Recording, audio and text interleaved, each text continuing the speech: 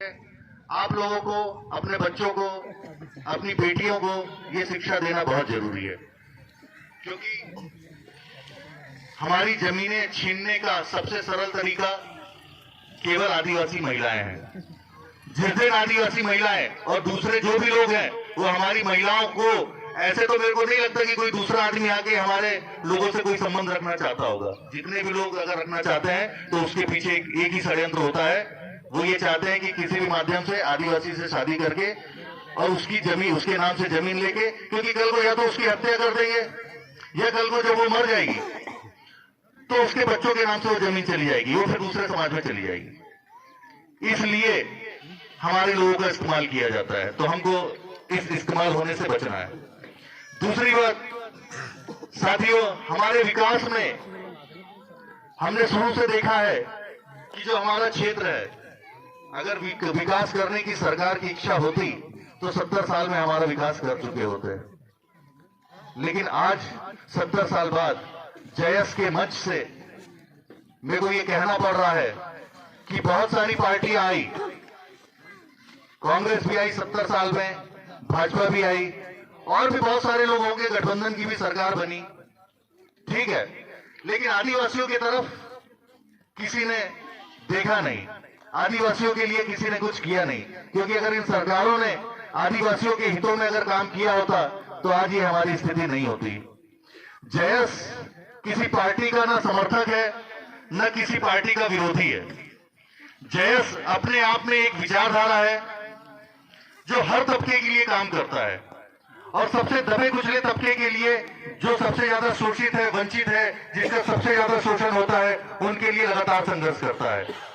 जयस, जैसे कि आप लोग जानते होंगे कि आज हमारा जो विकास है, आदिवासियों का अगर विकास होगा, आदिवासी अगर किसानों की उपज बढ़ेगी, अगर हम लोग तकनीकी तरीके से खेती करेंगे और अगर 1 एकड़ जमीन से लाख रुपए अगर कमाएंगे, 2 लाख रुपए कमाएंगे तो हमारा विकास होगा। तो हम लोगों को पलायन करने कहीं पे कर्नाटक में या वहां पे बोरिंग मशीन में या कहीं दूसरे की खंती खोदने के लिए तो नहीं जाना पड़ेगा। सही बोल रहा हूं कि नहीं? अगर हम लोग, हमारे पास जो जमीनें हैं उससे 1-2 लाख रुपए तकनीकी तरीके से अगर खेती करेंगे, पढ़ लिख के, अगर हमारे पास सारे पानी के संसाधन होंगे, अगर हमारे पास जल होगा, अगर हमारे यहाँ पे मिट्टी का परीक्षण करने वाली लैब होगी, मिट्टी का परीक्षण करके हमको बताया जाएगा कि कौन से औषधीय पौधे, कौन से ऐसे पौधे जो आपको ज्यादा लाभ दे सकते हैं, ठीक है, वो सारी चीजें जब आपको यहाँ पे सिखाई जाएगी, पढ़ाई जाएगी, आप लोगों को ट्रेनिंग दिया जाएगा कि आप लोग मशरूम की खेती कीजिए, आप लोग हल्दी की खेती कीजिए, आप लोग कुछ ऐसा आपके क्षेत्र में काम करिए जिससे आप अधिक से अधिक लाभ कमाएं और आपको पलायन करके बाहर ना जाना पड़े। साथियों, सरकार अगर चाहती तो ये सारी चीजें कर सकती थी, लेकिन वो नहीं चाहती। वो चाहती है कि आप अपनी जमीनें खाली करें, आप लोग अपनी जमीनें छोड़ें, बाहर जाए कमाने के लिए, ताकि इनकी गिद्ध नजरें जो आपकी जमीनों पर है वो आपसे वो जमीन छीन ले। हमारे पास साथियों, आदिवासी के पास जमीन के सिवा और कुछ भी नहीं है। ना हमारे पास उद्योग है, ना हमारे पास धंधे हैं, ना हम कहीं के व्यापारी हैं, उद्योगपति हैं, हम लोग कुछ भी नहीं है। जमीन के अलावा हमारे पास कुछ भी नहीं है। और आज हमारे ऊपर संकट, हमारी जमीन के ऊपर संकट आ गया है। आप लोग सोच रहे होंगे कि यार ये कैसा कार्यक्रम रखा, यहाँ पे ना नाच हो रहा है ना गाना हो रहा है ना? नाच गाने का समय आदिवासियों का अब रहा नहीं। क्यों? क्योंकि नाचते गाते तो हमारा पूरा ये हाल हो गया। लोगों ने हमको मंचों पे खूब नचाया, है ना, खूब गाया, खूब नाचा, और आज हमारे फटेहाल हालत खराब हो गई। अब नाचने कूदने का समय नहीं है। अब अपनी बुद्धि का, अपने विवेक का, अपने भविष्य का सवाल है। अब हमको अपने भविष्य का सोचना पड़ेगा। साथियों, जयस एक विचारधारा लेके निकला है। आज आदिवासी अगर अच्छी उपज कमाएगा तो उससे जुड़े हुए जो व्यापारी है उनको भी अच्छी उपज मिलेगी। अगर आप 1 लाख रुपए कमाएंगे तो वो 2 लाख रुपए कमाएगा। अगर आप ज्यादा से ज्यादा उपज करोगे तो हमको बाहर से अनाज आयात नहीं करना पड़ेगा। भारत में कई जगह भारत में कई चीजें बाहर से आयात करके बुलाना पड़ता है। तो भाई देश का विकास होगा ना, बाहर से नहीं बुलाओगे आप महंगे रेट पे, सब चीजें आपको यही उत्पादन हो जाएगा, आप लोग तकनीकी खेती करोगे, आप लोग ज्यादा पैसा कमाओगे। जब हमारे दम पे दूसरे लोगों ने आसपास के क्षेत्रों में बड़ी बड़ी बिल्डिंगें बना ली, तो जब आप लोग डेवलप होंगे तो वो लोग भी तो डेवलप होंगे। मतलब आदिवासियों के विकास के साथ अन्य समाज के लोगों का भी विकास जुड़ा हुआ है। हम ये चाहते हैं कि आदिवासी का शोषण करके क्यों आप अपना भला करना चाहते हो। हम ये चाहते हैं कि आदिवासी विकास करे, आदिवासी को उसकी उपज की भरपूर कीमत मिले। आज आपने देखा होगा महुआ आपसे 10 रुपए, 15 रुपए, 20 रुपए आदमी लेके जाता है, और जब आप उससे महुआ लेने जाते हो तो आपको 80 रुपए में महुआ देता है। आपकी उपज आपने कलेक्शन किया, आपने लाया, आपने मेहनत किया, आपने सुखाया, ठीक है, और आपसे कम रेट में लेके वही व्यापारी करोड़पति बन जाता है, वही उद्योगपति जो उसको उपयोग करके अरबपति बन जाता है, और आप जहां के वही हो। वही 20 रुपए की चीज आप 50 रुपए में, 80 रुपए में खरीदते हो। तो कहीं ना कहीं हम लोगों में जागरूकता की कमी है, कहीं ना कहीं हम लोगों में कुछ कमियां हैं, उस कमियों को दूर करने का समय है। जयस एक विचारधारा है जो लगातार आदिवासी क्षेत्रों में और सभी के लिए एक ऐसा रास्ता तैयार कर रही है जिस रास्ते पर चलकर सभी का एक विकास का हम लोग आकलन करते हैं कि आने वाले समय में जैस विचारधारा से कुछ बदलाव होगा, कुछ सिस्टम में बदलाव होगा। और उस बदलाव के लिए आप लोगों से निवेदन करना चाहता हूं कि हमारे बीच में कई सारे लोग ऐसे होंगे जो किसी पार्टी विचारधारा से संबंध रखते होंगे। कोई कांग्रेस पार्टी से संबंध रखता होगा, कोई गोंडवाना से संबंध रखता होगा, कोई भाजपा से संबंध रखता होगा। लेकिन मैं आपको एक चीज स्पष्ट तौर पे कहना चाहता हूं कि जयस एक विचारधारा है सभी वर्ग को लेके चलने के लिए, जिससे केवल हमारा ही नहीं इस पूरे देश का विकास संभव हो सकता है। अगर निचले तबके का विकास होगा तो स्वाभाविक सी बात है कि नीचे से लेकर ऊपर तक सभी का विकास होगा। तो इसीलिए आप लोग इसको राजनीतिक रूप से ना देखें। कई सारी पार्टियों ने, कई लोगों ने आदिवासियों को इसीलिए अपने साथ जोड़ के रखा है कि चुनाव आएगा तो कांग्रेस वाला जाके कांग्रेस की वोट मांग लेगा आदिवासियों से, भाजपा वाला जाके आएगा ना वो भाजपा की वोट मांगेगा। तो लोगों ने अपनी अपनी पार्टियों में आदिवासियों को जोड़ के रखा है।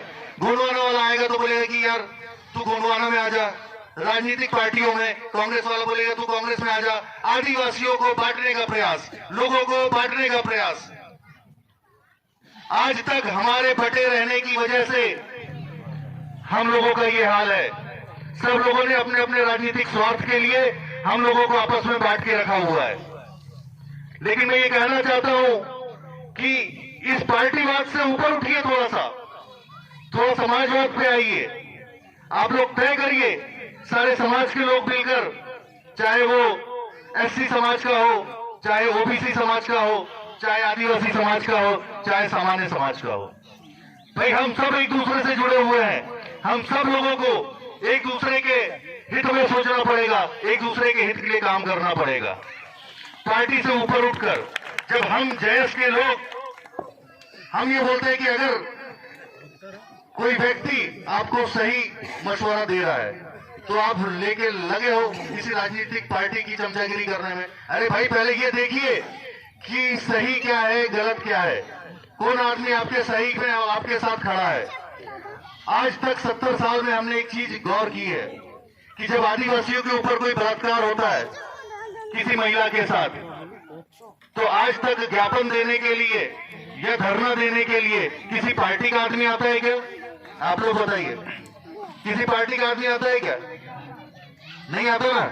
वहां पे कौन आता है? आज हमारे घर में कोई घटना हो जाए तो वहां पे कौन आता है? वहां समाज का आदमी आता है। वहां ये नहीं देखता कि कांग्रेस का है, भाजपा का है, गोंडवाना का है, काय का है। वहां पे समाज का आदमी आता है। अगर किसी के साथ बलात्कार होता है महिला के साथ तो वहां पे पूरा समाज का आदमी आता है। अगर किसी के ऊपर अत्याचार होता है या कुछ भी होता है तो वहां पे कौन आता है? समाज का आदमी खड़ा होता है। वहां पे ये नहीं देखता हो कि कांग्रेस का है, भाजपा का है, काय का है। तो हमारी जो लड़ाई है वो लड़ाई भी यही है। आज की डेट में आदिवासी समाज पूरे मध्य प्रदेश ही नहीं पूरे देश के अंदर सबसे कमजोर स्थिति में है। और आज जयस जिसका एकमात्र विधायक डॉक्टर हीरालाल अलावा कांग्रेस से भी विधायक गए, भाजपा से भी विधायक गए, गोंडवाना से भी विधायक गए, बसपा से विधायक गए और भी कई पार्टियों से विधायक गए हैं कि नहीं? जानते हैं कि नहीं आप लोग? हर पार्टी से विधायक जाता है। लेकिन पिछले 70 सालों में हीरालाल अलावा ने 5वीं अनुसूची को लेकर विधानसभा में इतने सवाल उठाए, आदिवासियों के हक अधिकार के लिए आवाज उठाया, वनाधिकार कानून के लिए आवाज उठाया, आदिवासियों को जो जंगलों में जो कब्जे के जो पट्टे हैं, वनाधिकार पट्टे, उसके लिए आवाज उठाया। इसके अलावा शिक्षा के क्षेत्र में आवाज उठाया, रोजगार के क्षेत्र में आवाज उठाया। आज पूरे देश के अंदर सबसे ज्यादा सवाल उठाने के लिए पूरे देश के अंदर अगर किसी आदिवासी किसी पूरे विधायकों में मध्य प्रदेश के अंदर अगर किसी को देश में अगर पुरस्कार से सम्मानित किया गया तो वो आदिवासी विधायक डॉक्टर हीरालाल अलावा जो जयस का विधायक है उसको अवार्ड मिला। तो ये हमारे लिए समझने की बात है कि और भी तो विधायक है कांग्रेस के, भाजपा के, वो भी कांग्रेस से विधायक है, वो मायने नहीं रखता। मायने ये रखता है कि आपने अपने समाज के लिए, अपने हक के लिए, अपने लोगों के हक के लिए कितनी लड़ाई लड़ी और कितने हक मिलाए। आज पूरा मध्य प्रदेश, चाहे कांग्रेस भाजपा हो, चाहे कितनी भी सरकारें हो, आज वो लोग आदिवासियों से जयस से डरी हुई है। क्यों? क्योंकि आज हमने बताया संगठित होकर, एक होकर कि इस देश की सत्ता हम तय करेंगे, इस देश का आदिवासी तय करेगा, यहाँ पे सरकार कौन चलाएगा ये आदिवासी तय करेगा। तो जयस की इस विचारधारा की वजह से आज सारे लोग, बड़े बड़े मुख्यमंत्री, बड़े बड़े प्रधानमंत्री पीला गमछा ओढ़ के आदिवासी क्षेत्रों में जा रहे हैं। अभी तक सब अपनी अपनी पार्टियों का गमछा लेके आदिवासी क्षेत्रों में जाते थे, क्यों जाते थे कि नहीं? सभी को मालूम होगा, सब अपनी पार्टी का गमछा लेके जाते थे गांव में वोट मांगने। आजकल जो भी जा रहा है वो पीला गमछा पहन के जा रहा है, चाहे कांग्रेस का हो, चाहे भाजपा को, चाहे